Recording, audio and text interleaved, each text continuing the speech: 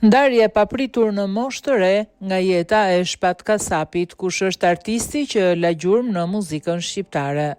Këngëtari i njohur i muzikës pop Shpat Kasapi është ndar nga jeta papritur mëngjesin e sotëm pas një ataku në zemër.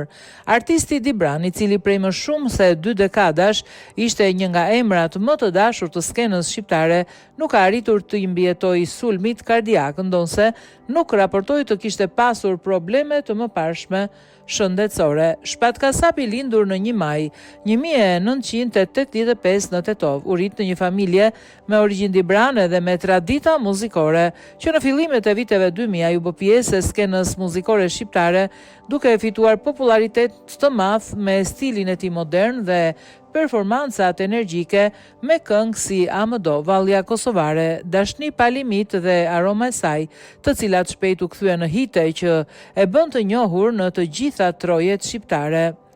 Gjatë karrierës së tij, Shpat Kasapi mori pjesë në festivale të rëndësishme dhe realizoi bashkëpunime që lanë gjurmë te publiku.